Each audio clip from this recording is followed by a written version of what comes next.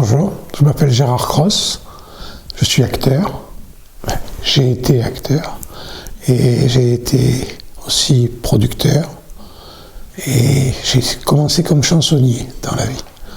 Et puis après j'ai fait des présentations de spectacles et puis j'ai joué au gré de tous les acteurs. J'ai fait partie de plusieurs compagnies célèbres, la compagnie Renaud-Barrault avec Jean-Louis Barrault et Madeleine Renaud, la compagnie de Robert Hossein, quand Robert Hossein a quitté le cinéma où il était une énorme vedette et il a voulu revenir à ses premières amours, c'est-à-dire le théâtre. Et après j'ai joué dans des films. Voilà. Oui, j'aimais le spectacle. J'ai toujours aimé le spectacle. Et donc, je suis allé, on va toujours là où le vent nous pousse. Donc j'ai commencé à jouer très jeune. J'ai joué dans des pièces de théâtre, et puis j'ai joué Knock dans Knock, que j'ai repris par la suite. J'ai joué dans Knock, j'ai fait le docteur Parpallet à un moment. J'étais jeune pour jouer le docteur Parpallet, qui normalement est un personnage un petit peu plus âgé. Et puis j'ai joué cette pièce-là à nouveau avec Henri Virlogeux, qui était un acteur formidable. J'ai rejoué ça. Et puis j'ai eu la chance de créer au théâtre La femme du boulanger de Marcel Pagnol, qui était un film au départ et qui n'avait jamais été joué. Et nous avons fait ce spectacle-là et nous l'avons créé parce que ça n'avait jamais été joué sur scène. Par la suite, c'est Michel Galabru qui a repris ce rôle-là au théâtre.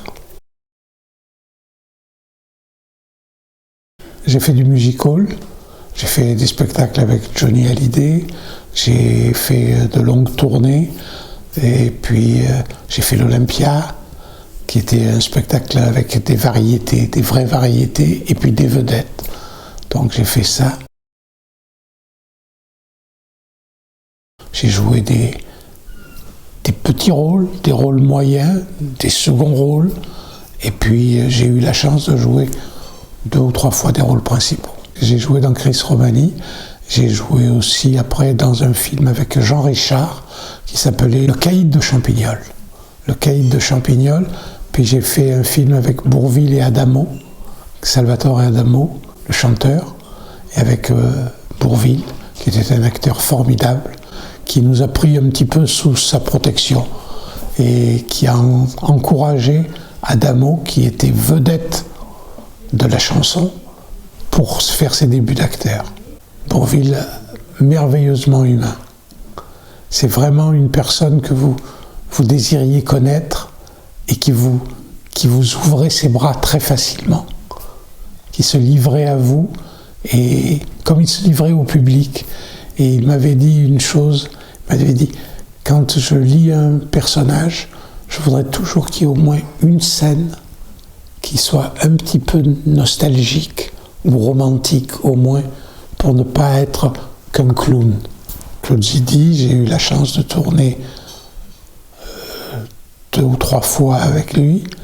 J'ai tourné aussi avec Christian Jacques, qui était le metteur en scène, qui avait une immense carrière, et il avait fait notamment un succès énorme avec Fanfan la Tulipe, avec Gérard Philippe. Et puis j'ai fait aussi une série de télévision avec Christian Jacques. J'ai fait une série qui s'appelait les Opérations Trafic. Et puis j'ai fait aussi La vie parisienne, mise en scène par Christian Jacques, et où il y avait une pléiade d'acteurs formidables. Et j'ai eu la chance de tourner aussi dans des films qui étaient beaucoup plus populaires, c'est-à-dire des films avec les Charlots. On a fait Les Charlots font l'Espagne, on a fait Les Bidas en folie, et on a fait Les Fous du Stade, qui ont été 3 énormes succès. Les Fous du Stade, oui, le rôle est plus important. Et puis surtout, ça a été un film où c'est Claude Zidi qui a été absolument imposé sur le film. Ça a été naturellement imposé. Parce que Christian Fechner avait vu à quel point il était créatif, et c'était vraiment un bon metteur en scène. Le tournage avait déjà Paul Prébois qui jouait mon papa, Et c'était déjà un garçon formidable, merveilleux, un partenaire superbe. On s'est beaucoup, beaucoup amusé. Charles-Aufon-l'Espagne, c'était très amusant. On prenait beaucoup de retard. On prenait beaucoup de retard sur le film parce que le metteur en scène était Jean Giraud, qui avait fait toute la série des Gendarmes. Et c'était un peu folklorique aussi. Donc, c'était un petit peu des vacances. Mais les vacances ont un temps. On ne peut pas que ça dure tout le temps. Donc, et on s'est bien amusé aussi. Mais il a fallu rentrer un petit peu plus sérieusement sinon on ne finissait pas. Ah, les taureaux, oui, les taureaux. Au départ, les Espagnols avaient un taureau qui était un taureau comédien. C'est-à-dire qu'il avait absolument toute la force et la puissance du taureau, et on devait jouer avec ce taureau sans qu'il y ait de problème, puisque c'était comme un acteur. Il jouait, mais sans vous faire mal. Mais ce taureau est mort de sa belle mort. Et on était sur le point de tourner avec lui, et il a fallu le remplacer. Donc, on a fait venir de nouveaux toréadors. Il y avait déjà des toréadors avec nous, mais on a fait envoyer un camion avec des taureaux pour remplacer, faire la sélection. Et tout le monde a dit, on va chercher les taureaux, on va chercher les taureaux. Il y a 3 personnes qui se sont retrouvées à l'hôpital. Donc, ça a été la fin des taureaux. Et on a cherché des vachettes, un petit peu bien cornues quand même, mais qui soient présentables. Et donc, on a fait toutes ces scènes-là avec les vachettes. Michel Simon, c'était mon parrain de théâtre. Donc, j'ai eu le bonheur de très très bien le connaître. Et puis après, je l'ai retrouvé, où il est venu jouer avec moi dans un film qui s'appelait Le boucher, la star et l'orpheline, et dans lequel il jouait le personnage qui lui allait très bien d'un érotomane. Avec Lino Ventura, j'ai tourné un film qui s'appelle Les Séducteurs, dans lequel moi j'ai un rôle accessoire, mais c'était avec lui, et donc c'était très bien. Très agréable dans le travail, très professionnel. Et c'était un film à sketch. Ça se faisait encore à l'époque. Et donc c'était l'histoire de 4 hommes différents. Il y avait un homme qui vivait en Angleterre, qui était Roger Moore. Un homme qui vivait en Italie. Mais Lino Ventura, oui, très très bien. Très bien. Et puis il y avait Roger Moore aussi dans le film. Donc on a tourné avec lui et c'était très très agréable. Michel Galabru, oui, j'ai tourné 6 galons avec lui. Et on avait encore une pièce qui avait été écrite par Marcel Pagnol. Et donc, il était formidable dans 6 galons et ça a été un grand plaisir. Jean Lefebvre, oui, j'ai tourné avec lui dans L'âne de Zigliara, dans On n'est pas sorti de l'auberge. On n'est pas sorti de l'auberge, un film réalisé par Max Pécasse. Et puis, j'avais tourné aussi avec lui dans 2 ou 3 autres comédies.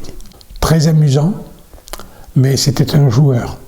Un joueur dans le sens où c'était un joueur, et comme tous les joueurs, le plus grand plaisir du joueur, c'est de gagner. Mais en vérité, comme on perd plus souvent qu'on ne gagne, il faut être quand même un petit peu maso. Max Pécasse, nous avons fait des comédies surtout, parce que Max Pécasse avait commencé dans ce qu'on appelait les films érotiques, qui étaient des films soft, disons, il n'y avait pas de scène de sexe, mais c'était des films soft, et Max était un bon réalisateur, un très bon réalisateur. Il savait exactement ce qu'il voulait, il connaissait ses places, ses positions de caméra, et ça a été très agréable de travailler avec Max, et très enrichissant. Germinal, j'ai été appelé par Claude Berry qui allait réaliser Germinal. Et donc, il m'a demandé de passer. Il me dit, Gérard, tu ne te fais plus couper les cheveux à partir de maintenant, mais j'ai besoin que tu puisses faire une cascade. Tu dois tomber d'un toit. D'accord ? Je dis, oui, il n'y a pas de problème, on le fera. Et donc, c'est un film pour lequel j'ai traversé 6 fois l'Atlantique pour 10 à 12 jours de tournage. Et c'était un film très très important et un très joli rôle. Et il devait y avoir un cascadeur qui devait me couper les parties génitales. Et en vérité, ça en a pris une autre personne, qui était une dame, qui avait un physique quand même assez inquiétant. Et c'était elle. Et quand on a tourné la scène, il faisait un froid de canard. Et j'ai senti la dame, et j'ai senti la lame d'un couteau, le métal. Et je me suis retenu pour ne pas hurler, parce que là j'étais déjà tombé au sol, et la scène était assez impressionnante. J'étais très gentil, très agréable. Depardieu me disait toujours, mais c'est étonnant, on a fait Jean de Florette et tout, et tu n'étais pas dans la distribution. J'ai dit, ben non, on m'a pas appelé, si on m'appelle pas, je viens pas, moi, tu sais. Et donc il était très étonné que je n'ai pas tourné dans ces films-là. Bonne ambiance, très bonne ambiance. Ambiance un petit peu tendue par moments, parce que Renaud, qui était un personnage très sensible et très humain, trouvait que les figurants qui avaient un grand rôle avaient beaucoup de travail à faire et n'étaient pas payés au tarif syndical. Et donc il a fait une petite grève. Et si bien que les choses se sont remises en place. Et grâce à ça, d'abord, tous les figurants l'adoraient. Mais là, ils l'ont aimé, et profondément. Parce que leur situation avait été changée par son intervention. Ah oui, j'ai participé au film Le Bâtard de Dieu. Le Bâtard de Dieu, dans lequel je joue une sorte de boulanger. C'est pas un rôle très important, mais Christian Fechner voulait absolument que je fasse partie de sa distribution. Et donc j'ai été un des rares qui ait tourné dans cette année-là sur ces deux films qui étaient produits par des gens qui avaient été très amis, mais qui étaient rentrés dans une compétition assez énorme et donc destructive quelque part. Mais j'ai tourné dans les deux films. Je suis le seul. J'ai fait beaucoup de théâtre. Beaucoup de théâtre avec, je vous ai dit, dans les compagnies Renaud-Barrault, avec Robert Hossein. J'ai eu le plaisir de jouer des grands classiques, c'est-à-dire Crime et Châtiment, Les Bas-fonds. Et j'ai joué des pièces plus difficiles et plus engagées parfois. Et puis j'avais joué les pièces de Wolinski, Je ne veux pas mourir idiot et je ne pense qu'à ça, qui était très intéressante et avec des partenaires formidables. Du doublage, oui, j'ai fait quelques films que j'ai doublés, et avec une petite anecdote, il y avait un metteur en scène qui était très, très important, qui voulait que tous les acteurs fassent des auditions pour voir leur voix, voir si ça allait bien dans le film. Et on vient, on se présente et tout, on fait quelques auditions, il nous sélectionne et on commence le doublage d'un film qu'il avait fait. Et on va, et il dit, oh bah c'est bien. J'ai dit, non, regardons encore, parce que là je suis pas synchrone, là je suis pas synchrone, et là je suis pas synchrone non plus. Ah bon, on refait. Et il était à peu près 10h30 du matin, et le monsieur dit, écoutez, je crois que vous pouvez continuer comme ça, je ne sers plus à rien, et il nous a laissé faire, et il venait le soir pour voir le résultat qu'il y avait. Et alors ce metteur en scène, mais il faudrait que le nom me revienne, et c'est parce que c'est celui qui a fait MASH, c'est Robert Altman. Ben, c'est un petit peu grâce à Christian Fechner. Parce qu'on faisait un film à un moment et je lui disais qu'on prenait beaucoup de retard. Et il me dit, tu as qu'à t'en occuper. Je dis, mais je ne peux pas m'en occuper, je suis acteur. Je vais parler à un metteur en scène, qu'est-ce que tu veux que je fasse? Donc, et je lui disais, on prend du retard, tu sais, tu vas le sentir passer quand il va y avoir des dépassements, ça sera pas bien et tout. Et je dis, mais j'ai pas de problème, je voudrais bien m'en occuper, mais je peux pas le faire, c'est pas normal. Alors il a fait mettre une petite note à la feuille de service en disant, à partir d'aujourd'hui, Gérard Cross est coproducteur. Et à partir de ce moment-là, il me dit, vas-y, fais tout ce que tu as à faire. J'ai essayé de le faire. Donc, et bien indirectement, c'est lui qui m'a amené à ça. Bon, ben, c'est des films qui sont pas très très connus. J'ai fait Blue Jean, un film d'adolescent qui se passe en France et en Angleterre. Et puis après, j'ai produit un film plus important qui s'appelait Les Folies d'Élodie. Et puis après, j'ai fait un film qui s'appelle Mesrine. Et c'est le premier film qui a été fait en 83 et qui parlait vraiment de l'histoire du gangster Jacques Mesrine. Cinefox, qui en France, c'est ce titre-là. En Angleterre, ça s'appelait Rolly Hunter, avec Tia Carrère. Et puis j'ai fait aussi Queen of Swords, la reine des épées, que j'ai tourné en Espagne. Et puis j'ai fait des séries longues, et puis des films. J'ai fait une dernière série qui s'appelait Léa Parker, avec Sonia Rolland. Aujourd'hui, je vieillis allègrement. Mais tout a une époque, il y a une époque pour tout. Aujourd'hui, les gens ne m'ont pas connu, ne vont plus au théâtre, n'ont pas vu au théâtre certaines choses. Donc je vis un petit peu avec la nostalgie.